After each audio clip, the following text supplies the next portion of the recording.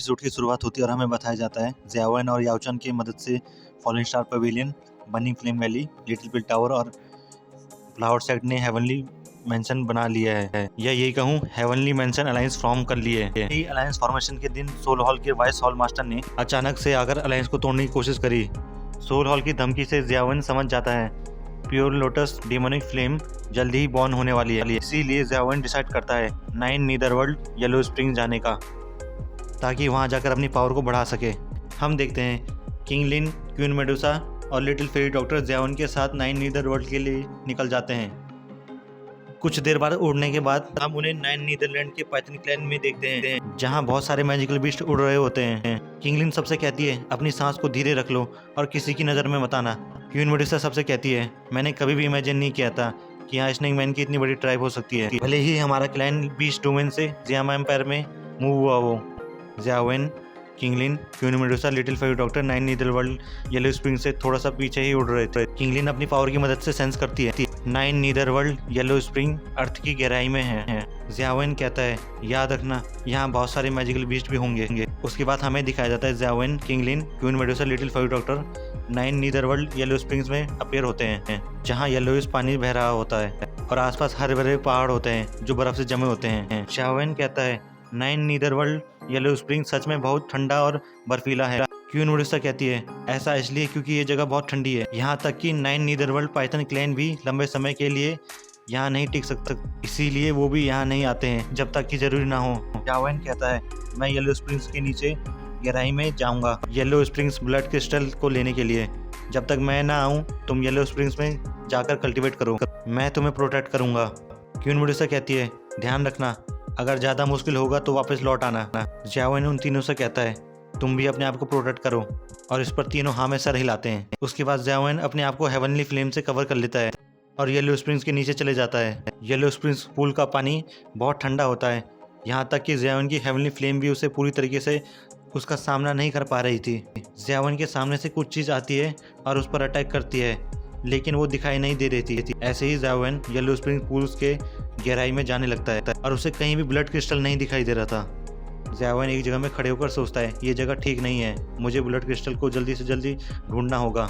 9 नीदरवर्ल्ड yellow springs की गहराई में बर्फ और बर्फीली शक्तियाँ काफ़ी गुना बढ़ गई हैं। ज़ियाओएन सोचता है अगर मैं पूल के गहराई में नीचे नहीं पहुंचा तो मुझे वापस लौटना होगा। ज़ियाओएन की तरफ कुछ चीज़ आकर उस पर अटैक करने लगती हैं जो उस टाइम इनविजिबल होती हैं, लेकिन ज़ियाओएन अपनी फ्लेम से उन पर अटैक करता है और उनसे बचने की कोशिश करता है, लेकिन ज़ियाओएन को वो साफ नहीं दिखाई दे रही थी। तो ज़ियाओएन अपनी फ्लेम से क्लस्टर बना के उन पर मारता है, तो वहाँ उसे बहुत सारे शुक्राणु दिखाई देते हैं जो उस पर अटैक करने के लिए आ रहे थे, और वो बहुत ज़्यादा संख्या में थे, तक कि ज़ियाओएन पर उनका अटैक एक बार लगता भी है। ज़ियाओएन उन पर अपना काउंटर अटैक करता है, लेकिन वो फिर भी कम नहीं हो रहे थे। ज़ियाओएन वापस मुड़कर उनसे लड़ने का डिसाइड करता है, उनकी तादाद बढ़ती ही जा रही थी। ज़ियाओएन उन पर अपना एक लॉन्ग अटैक करता है, फिर डिसाइड करता है वहाँ से भागने का, नहीं तो वरना वो उसकी पूरी दुखी को खत्म कर देंगे। लेकिन वो ज़ियाओएन का पीछा नहीं छोड़ रहे थे और ज़ियाओएन को एक बार काट दिया होता है। ज़ियाओएन उनसे बचने के लिए और नीचे जाने लगता है।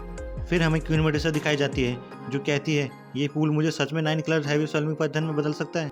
क्वीन मेडुसा अपनी एक उंगली से उस येलो स्प्रिंग के पूल के पानी को टच करती है, वो ऐसी एनर्जी बहुत ठंडी होती है जो एक ही बार में उसे यानी कि उसकी उंगली में बर्फ जमा देती है।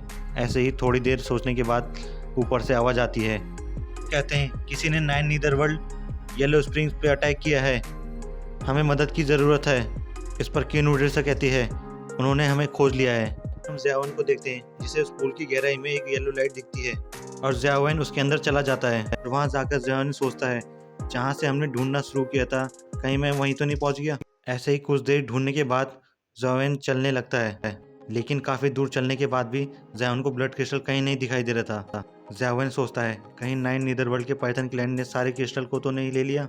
काफ़ी देर हो जाती है लेकिन ज़ियाओएन को कुछ नहीं मिलता। ज़ियाओएन सोचने लगता है कहीं उसे खाली हाथ ना लौटना पड़े। काफ़ी देर उड़ते उड़ते ज़ियाओएन को किसी के चिल्लाने की आवाज़ आती है जो कहता है मुझे बचाओ। इसी आवाज़ का पीछा करते हुए ज़ियाओएन एक जगह पहुंचता है जहां एक आदमी को चीनों से बांधा होता है जिस पर घाव के काफ़ी सारे निशान होते हैं, जिसे देखकर ज़ियाओएन सोचता है इसका ऑरा बहुत ज़्यादा पावरफुल है, ये कम से कम 3 स्टार डाउसेंग पे तो होगा ही या फिर उससे भी ज़्यादा। ज़ियाओएन सोचने लगता है ये यहाँ कैसे कैद हुआ होगा। फिर वो आदमी आंखें खोलकर ज़ियाओएन को देखता है और कहता है ह्यूमन यहाँ कैसे, ये हमारे क्लैन के फॉरबिडन एरिया में कैसे। और एकदम से वो चिलिंग एनर्जी उसकी चेनों से होते हुए उसकी बॉडी पर अटैक करती है, जिससे उसे बहुत दर्द होता है और बहुत ज़्यादा तकलीफ होती है। जिसे देखकर ज़ेवन सोचता है ये चेन लगातार एक ठंडी एनर्जी छोड़ रही है और उसकी दुखी को खा रही है और उसे कमज़ोर बनाए रख रही है बिना उसकी लाइफ को नुकसान पहुँचाए। ऐसे तो वो सिर्फ सर्वाइव कर सकता है। और ज़ेवन सोचता है ये सच में बहुत भयानक है, उसे मारने से भी ज़्यादा।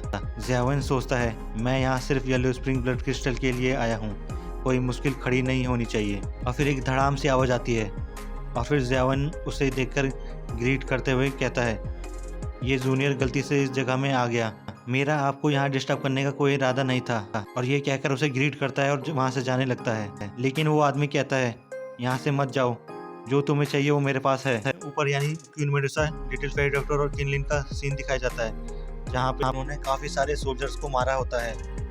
और क्वीन मेडुसा कहती है वो जल्दी ही और लोगों को भेजेंगे, ज़ेवन को जितना वक्त हो सके उतना वक्त देना होगा। फिर से हमें नीचे का सीन दिखाया जाता है जहाँ मैजिकल बीस्ट ज़ेवन से कहता है तुम हमारी तरह नहीं हो, तो तुम इस ठंडी जगह में सिर्फ एक येलो स्प्रिंग ब्लड क्रिस्टल के लिए आए हो। ज़ेवन कहता है ज़रूरी नहीं। फिर से उन पिलरों से निकलकर उसकी चेन से होते हुए उसकी बॉडी में येलो स्प्रिंग की चिल एनर्जी उसकी दुखी को एब्जॉर्ब करने लगती है और उसे काफ़ी पेन होने लगता है। और फिर वो ज़ेवन से कहता है बच्चे दिखावा मत करो, मैं तुम्हें बताऊंगा ब्लड क्रिस्टल कहाँ है। पता है येलो स्प्रिंग ब्लड क्रिस्टल का कहाँ है, अगर तुम मुझे बचाओगे तो येलो स्प्रिंग ब्लड क्रिस्टल तुम्हारा हुआ। ज़ेवन सोचता है क्या इसे इसके बारे में सच में पता होगा। फिर से वो मैजिकल बीस्ट जिसे चैनों से बांधा होता है वो कहता है येलो स्प्रिंग ब्लड क्रिस्टल हर हजारों सालों में एक बार एक छोटा सा टुकड़ा ही बनता है और ये आखिरी है। तुम इतनी दूर आए हो और खाली हाथ नहीं जाना चाहते हो, क्या तुम इसके लिए और 1000 साल इंतज़ार करोगे। ज़ेवन कहता है एक येलो स्प्रिंग ब्लड क्रिस्टल ही नहीं है जिसकी मुझे ज़रूरत है, इस चीज़ के लिए मुझे इस मैटर में पढ़ने के लिए और इतना जोखिम उठाने के लिए ठीक नहीं है। ज़ेवन कहता है इसका संबंध 9 नीदरवर्ल्ड के पाइथन क्लैन के मैटर से ज़रूर होगा, तुम्हें बचाने से और हेल्प करने से मुसीबत आ सकती है। फिर इस पर वो कहता है मैं 9 नीदरवर्ल्ड के पाइथन क्लैन का चीफ हूँ, तुम मुझे बचाते हो तो 9 नीदरवर्ल्ड पाइथन क्लैन तुम्हें एक रिस्पेक्टेड गेस्ट की तरह मानेगा और तुम्हें एक गेस्ट की तरह ट्रीट करेगा, मैं तुम्हें कैसे नुकसान पहुंचा सकता हूं। ज़ेवन कहता है 9 नीदरवर्ल्ड पाइथन क्लैन का मुखिया, जहां तक मुझे पता है अभी जो मुखिया है उसका नाम ज़्याओ त्यान है। हे गाइस, ये पार्ट यहीं पे ख़त्म होता है, इसका अगला पार्ट मैं नेक्स्ट वीडियो में कवर करूंगा। Okay bye guys.